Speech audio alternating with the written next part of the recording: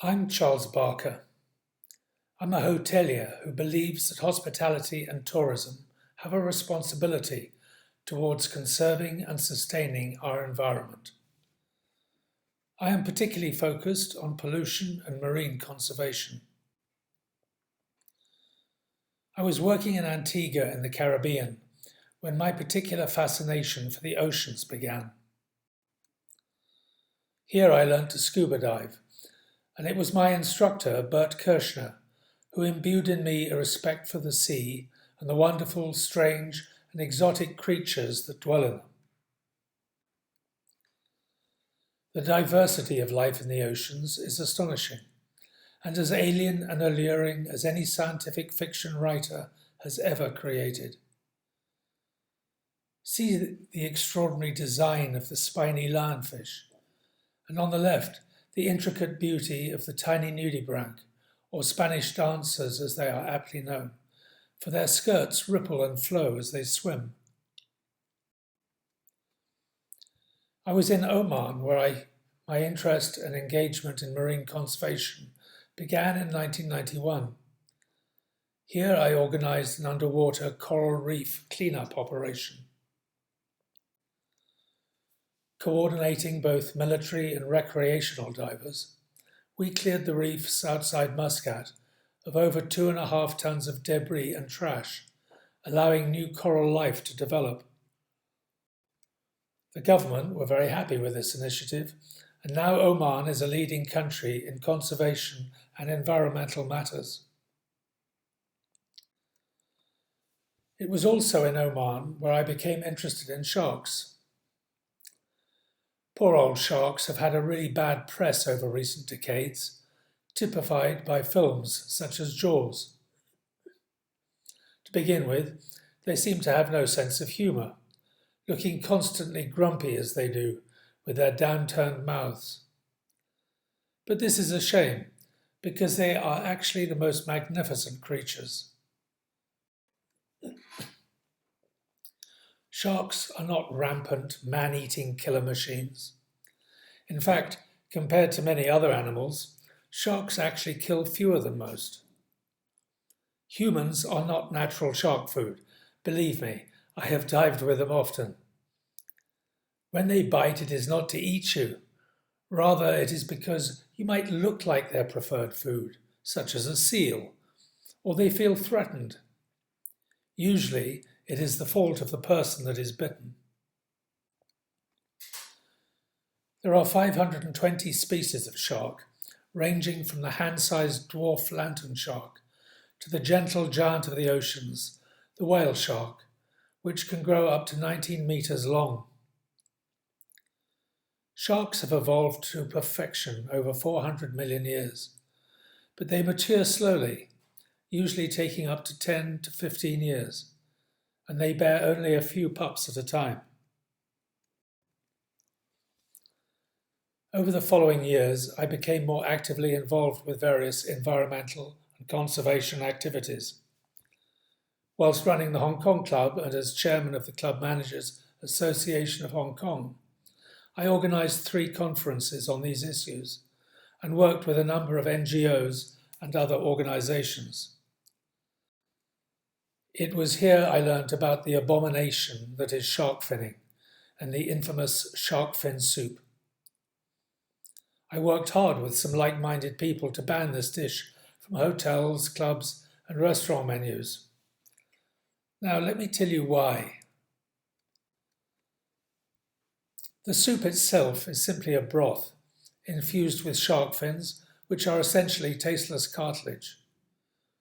Originally eaten only by the elite of Chinese society, Asia's increasing affluent citizens, including Thai, Vietnamese, Indonesian, Malaysian, and Indian, all want to have it to demonstrate their newfound prosperity. So no wedding feast or banquet is complete without shark fin soup. Now what follows is distressing, but these are the brutal facts.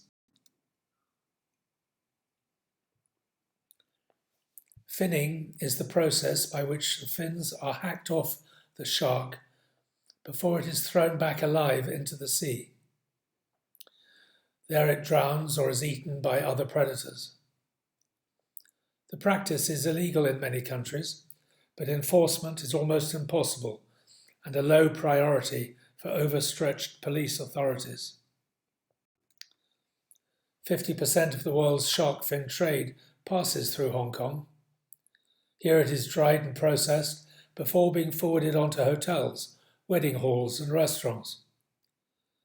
Occasional seizures are made, but these are just the tip of the iceberg, and no arrests of consequence are ever prosecuted. However, sharks are not just being hunted for their fins. They are also caught for food, for their liver oil, for beauty products such as lipstick, and accessories such as handbags and wallets. Strangely, though, it is Brazil and Italy that actually consume more sharks than any other nation. But maybe the sharks will have the last word, for their meat, like many other fish today, is poisonous due to heavy metals pollution, including lead, mercury, and arsenic. Sadly, there is worse to come, exemplifying mankind's barbarity. In Taiji, Japan, there is the infamous annual dolphin cull, which lasts for 5 to 6 months and where thousands of dolphins are slaughtered for food or captured and sold for aquaria shows. Dolphins are facing threats elsewhere, such as in Hong Kong waters, where the natural habitat of the rare Chinese white dolphin is being encroached upon by land reclamation, air and water pollution, and overfishing. And as if this is not enough, there is the South Asian river dolphin, or blind river dolphin, that is now almost extinct. Found only in the rivers Indus and Ganges, these dolphins are nearing extinction as their river territories are dammed and pollution and fishing take their inexorable toll. Mankind's determined to wipe out everything continues unabated, this time in the Faroe Islands. In July this year, 800 pilot whales and Atlantic white-sided dolphins were slaughtered because the islanders claim it is for much-needed food and is a tradition.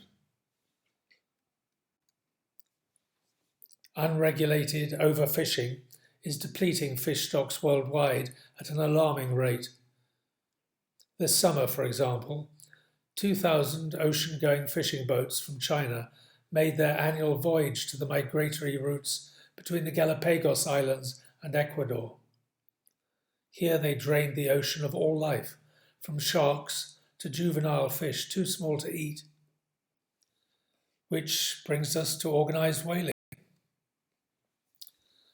A moratorium on whaling to allow stocks to recover is ignored by many countries, particularly Japan, Iceland, Norway, the Faroe Islands, and Russia.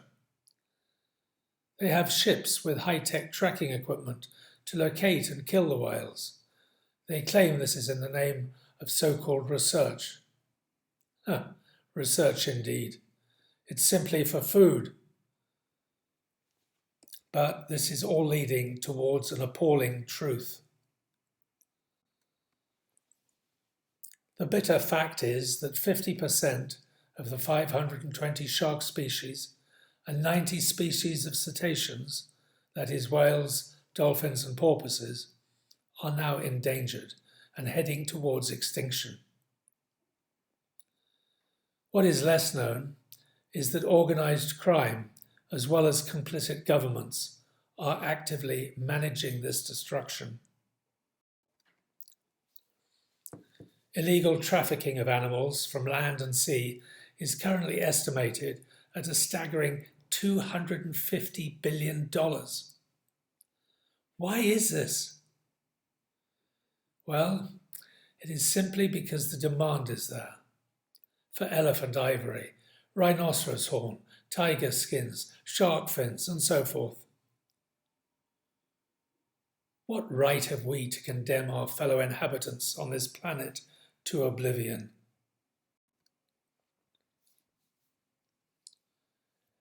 Among other things, I'm currently an advisory board director of the Hong Kong Shark Foundation, led by Andrea Ritchie. She is a tireless and creative champion in the fight to save sharks. Her focus is on stopping the desire and demand for shark products. As she says, when the buying stops, the killing stops. The Hong Kong Shark Foundation works on several different levels. Education, mainly through schools and with children as ambassadors. The corporate world, encouraging leadership by example. PR initiatives. International lobbying of governments. And engagement with wedding planners to incentivize their clients not to have shark fin soup on the menu. But can we stop these evil practices of killing off species after species? Edmund Burke famously said, "The only thing necessary for the triumph of evil is for good men and women to do nothing." Well, the Hong Kong Shark Foundation and many other people and organizations around the world are doing something. In my case, as well as other conservation work, I also wrote a book on the subject, The Maritime Betrayal. But the oceans and their inhabitants are under siege and threatened as never before. Pollution on a frightening scale, as well as overfishing and neglect, are all taking a toll on them. If sharks disappear, the order of nature will be altered irreparably, and the planet's ecosystems will become even more unbalanced than they currently are. As well as the animals, mankind will also be the loser. This cannot be allowed to happen. There are many dedicated people who, often at great personal risk, continuously and selflessly strive to protect the oceans. People like Paul Watson of Sea Shepherd, who sails the seven seas and intercedes wherever he finds illegal fishing taking place. Jennifer Morgan and Bunny McDermott of Greenpeace International, who campaign globally to expose global environmental problems and their causes. And there is Rick O'Barry of the Dolphin Project, whose fight to stop the atrocities in Japan knows no limits. The hospitality industry plays host to millions of people and, along with tourism, has obligations towards the well-being of our world. Some countries and organizations are doing a great job, but sadly with many others, there is still much improvement needed. Improvements such as sustainable procurement, minimizing and managing waste more responsibly, educating staff and guests, communities and governments, demonstrating strong leadership by example. Tourism can be a blessing and a curse. It can provide valuable revenues for communities and countries, but unless managed sustainably and carefully, it can destroy environments, cultures, and national reputations. We must all come together to preserve and protect our planet, or risk our own self-inflicted destruction. Our fate and destiny on this delicate jewel in all the vastness of space is in our hands. Let us not forget, we need this planet. The planet does not need us.